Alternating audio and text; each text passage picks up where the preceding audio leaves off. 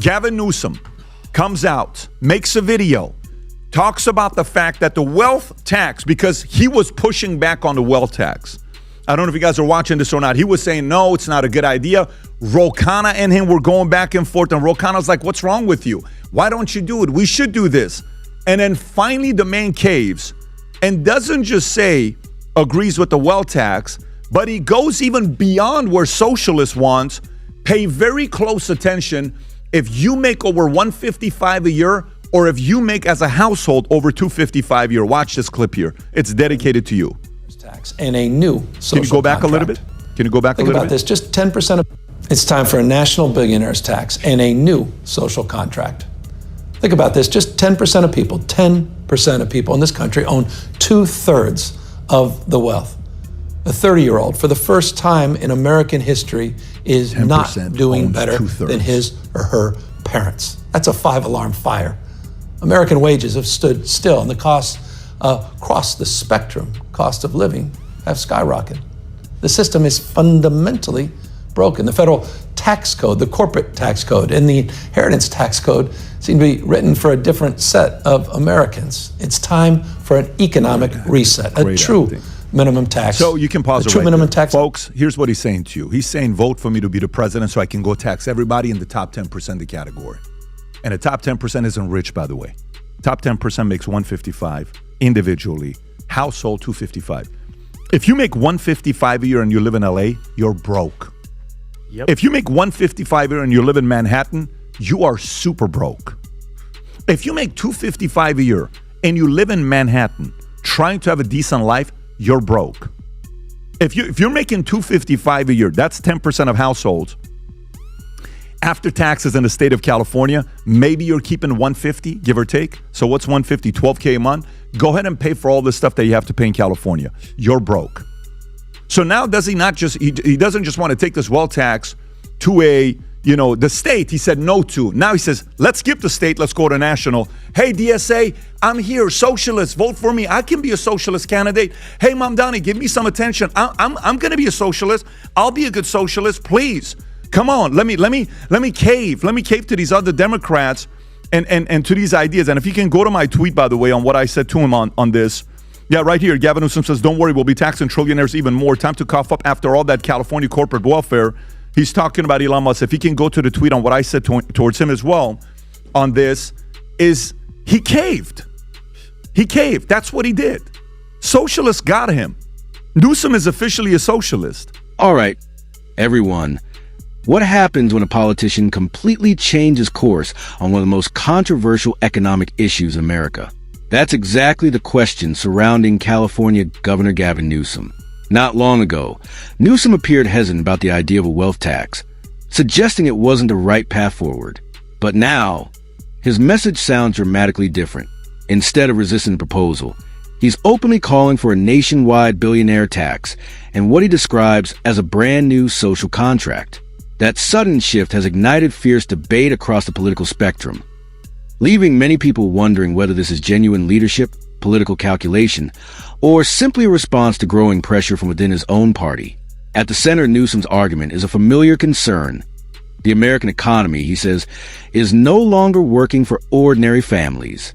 He points to rising housing costs, soaring inflation, expensive healthcare, and wages that have struggled to keep pace with the cost of living.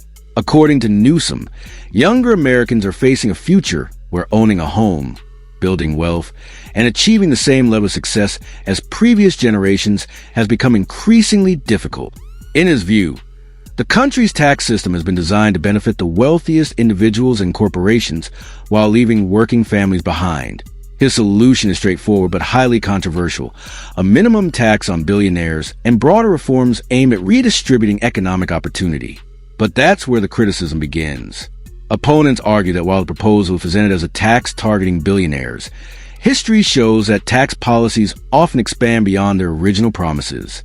During the discussion, critics claim that individuals earning around $155,000 a year, or households making approximately $255,000, could eventually find themselves carrying a greater share of the tax burden. In expensive cities like Los Angeles or Manhattan, they argue those salaries don't necessarily represent extraordinary wealth. after federal, state, and local taxes, combined with high housing costs and everyday expenses, many families living on those incomes are far from living luxurious lifestyles. To them, labeling these earners as wealthy ignores the financial realities of living in some of America's most expensive regions. As the debate intensified, critics accused Newsom of abandoning his previous position in favor of a more progressive agenda, arguing that political pressure may have played a significant role in his change of heart. Whether supporters see this as bold economic reform or opponents view it as political opportunism, one thing is certain. The conversation surrounding wealth taxes is no longer limited to billionaires.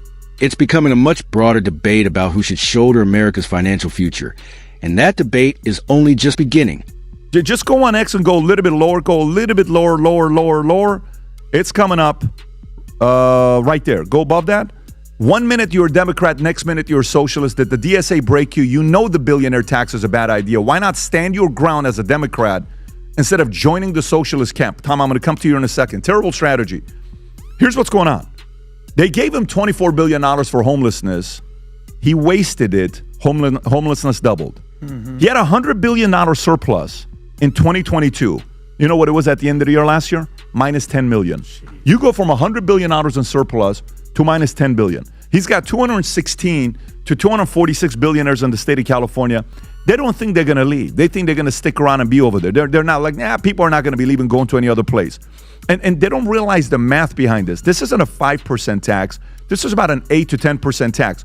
Here's him and Elon Musk having a conversation together back 14 years ago when Elon Musk was a liberal. I don't know if you've ever seen this or not. I found this clip, send it to the guys.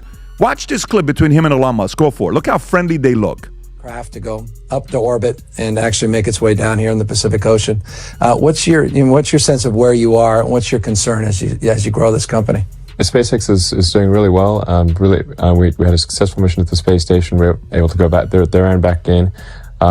It really exceeded our great best expectations, and now we're going to go do a whole bunch more missions like that. We'll also be launching satellites, broadcast and communication satellites. But you didn't come out of a background and you didn't come out of NASA. You didn't come out of a background in space. Improbable outcome. Yeah. Well, how did and the reason I frame, from PayPal and the internet pause to it right there. So changing the way we look at show. From friendly, you had him. That SpaceX was tiny at the time compared to some of these other things. Now it's a $1.82 trillion company, what they got going on there. And now he wants to tax billionaires. Tom, your thoughts on this with him wanting to tax billionaires nationally, well tax, as well as targeting the top 10%? Well, first of all, it's completely wrong-headed. But what you have to do is Gavin Newsom's policies are a polluted lake, and you have to go upstream from the polluted lake. I'm a big fan of upstream, analysis. January, Gavin Newsom was worried about the backlash that was coming from the billionaire tax. Some very big guys were leaving the state. Some people were getting in Gavin's ear saying, I don't know if this is good. This is going to hurt. This is going to hurt revenue of the state of California. Gavin gets quiet. Remember that? He was talking about it, but not like this. And then he actually was quoted in 2 articles saying, I hope it doesn't pass. I'm not sure if it's the way to go. All of a sudden we had that Gavin Newsom. Then you remember that? Like April timeframe, I believe. Now, here's where the story takes an even more controversial turn. Critics didn't simply question Gavin Newsom's proposal. They questioned the reason behind his sudden change in direction. According to the discussion, this wasn't just a policy adjustment. It was described as a complete political reversal. Commentators argued that Newsom had once resisted the idea of a wealth tax, warning that it could damage California's economy.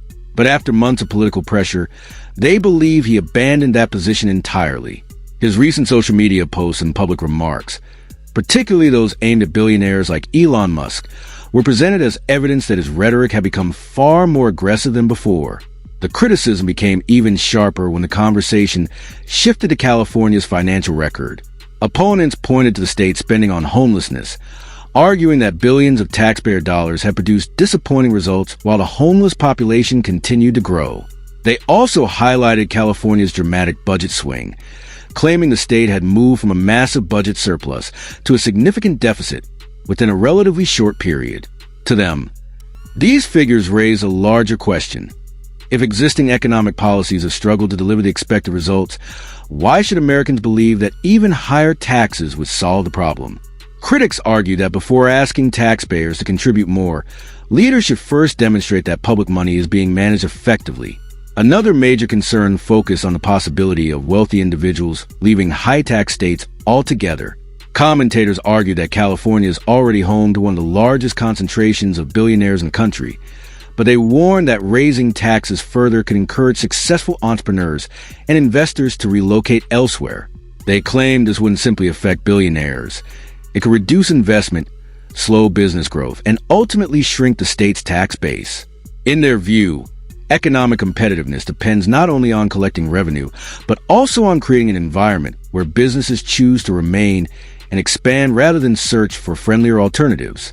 To reinforce that point, the discussion revisited an interview recorded more than a decade ago between Gavin Newsom and Elon Musk. At the time, SpaceX was still an ambitious young company working toward its biggest breakthroughs, and the conversation reflected a relationship built on optimism and innovation.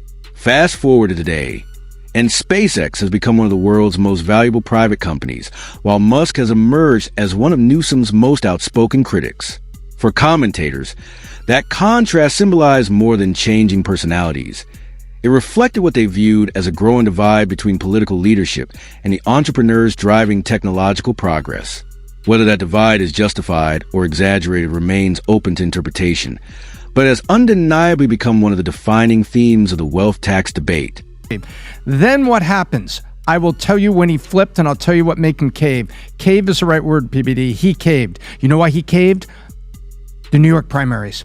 3 people sweep in from DSA right next to Mandami. And then Soros and the money is out there. You need 2 things. You need support and you need money from within the party. And right now, the arm of the party, like the Tea Party was the arm of the Republicans some years ago, like MAGA was the arm of the Republicans in 2016. Now you're seeing DSA and Soros as the arm of strength and the arm of momentum. And Gavin Newsom caved. Gavin Newsom moved right after those New York primaries, Pat. That's the way I see it. Now, that's what happened. What's the outcome? He doesn't understand, or maybe he does understand, but I hope the voters understand. When you give the Democrats a knob like this on the dashboard of taxation, they turn it. Good news, we're taxing the rich tomorrow morning. Bad news, we also think you're rich. Yep, Adam. I don't know if Gavin Newsom even understands what he stands for at this point. I think he just looks at what's going on in the world and goes, oh, yep, that's what I am now. There's 3 people that I just do not believe anything they say. Number 1 is Gavin Newsom. Number 2 is the IRGC. And number 3 is my ex-girlfriend. We won't talk about her. Let's stay on Gavin Newsom. By the way, taxes. So what percentage of taxes does the 1% pay in America? Based on the estimations, it's up to 40% of the overall federal taxes the 1% already pays. The top 10% is 70%. The top 50% pay 97% of taxes. We're already getting taxed up the wazoo. Gas tax, millionaire tax, wealth tax, income tax, state tax, tax. And his answer is, we got to tax more. By the way, this is not an income tax, it's a wealth tax. So they're just going to tax 5% your assets, one-time right? wealth tax, yes. Seizure. So, yeah, I mean, look, we've learned this before. That what did Ronald Reagan say? The 9 scariest words are, I'm from the government, I'm here to help. They're not here to help. They're here to seize your assets, seize the means of production. And this is Gavin Newsom. And by the way, it works for him. But the debate didn't end with economics. It quickly became a conversation about politics, influence, and power. According to the panel, Gavin Newsom's policy shift wasn't driven solely by changing economic conditions. Instead, they argued it was a result of growing pressure from influential groups within the Democratic Party. The discussion suggested that after key primary elections in New York, where more progressive candidates gained momentum, Newsom adjusted his message to align with the party's increasingly left-leaning base. Whether that interpretation is accurate remains a matter of political opinion, but the commentators believe it explained why his public stance changed so dramatically in such a short period. The panel went on to argue that every political party has influential movements capable of shaping its direction. Just as past conservative movements transformed the Republican Party, they claim progressive organizations are now playing a similar role within the Democratic Party. In their view, Newsom recognized where the political momentum was heading and adapted accordingly. Critics describe this as a strategic calculation rather than a principled decision, suggesting that gaining support from key activists and donors had become just as important as defending previous policy positions. Supporters, however, could interpret the same shift as a leader responding to changing public concerns and evolving economic realities. The conversation then returned to the broader issue of taxation. One commentator argued that the highest income Americans already contribute a substantial share of federal tax revenue, claiming the top 1% pays roughly 40% of all federal income taxes, while the top 10% contributes the overwhelming majority. From that perspective, introducing additional wealth taxes risks placing even greater pressure on individuals who already shoulder a significant portion of a nation's tax burden.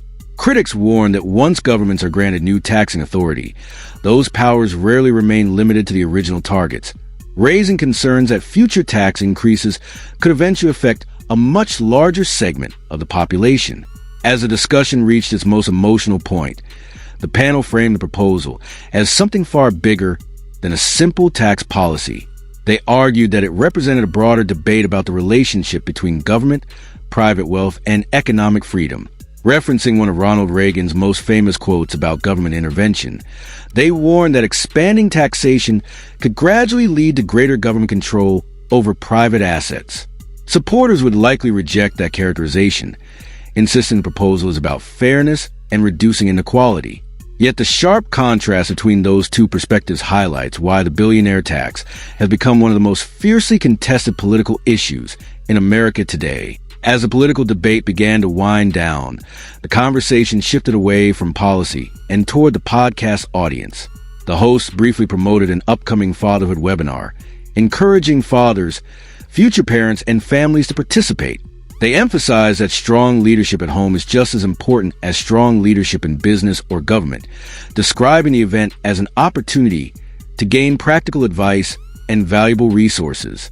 While it marked a clear change in tone from the heated tax discussion, the message reinforced one of the podcast's recurring themes: personal responsibility and long-term preparation. The focus then turned to a special 4th of July promotion celebrating America's upcoming milestone anniversary. The host announced a limited-time sale featuring discounted merchandise, exclusive collectibles, and educational business courses. Among the featured offers were a limited edition gold water bottle for the first group of customers, major discounts on apparel, reduced pricing on premium training programs, and additional promotions for loyal supporters. The campaign wasn't presented as just another sale. Instead, it was framed as a way for viewers to become part of a growing community that shares similar values surrounding entrepreneurship, business growth, and personal development. But the biggest surprise came with a unique opportunity for the audience. Customers placing larger qualifying orders would receive exclusive rewards, including personal FaceTime conversations with the host and entry into a drawing for a chance to appear on a future podcast episode. The experience would include dinner with the team, behind-the-scenes access to the studio, and the opportunity to participate directly in one of the show's discussions. By offering experiences rather than simply products, the hosts aim to strengthen the connection between their brand and the audience that has supported the podcast over the years. So what's the bigger picture? The episode began with a heated debate over wealth taxes, political strategy, and America's economic future, before ending with a reminder of the importance of community and audience engagement. Whether viewers agree with Gavin Newsom's proposal or side with his critics, one thing is undeniable. The debate over taxation, economic inequality, and government policy is far from over.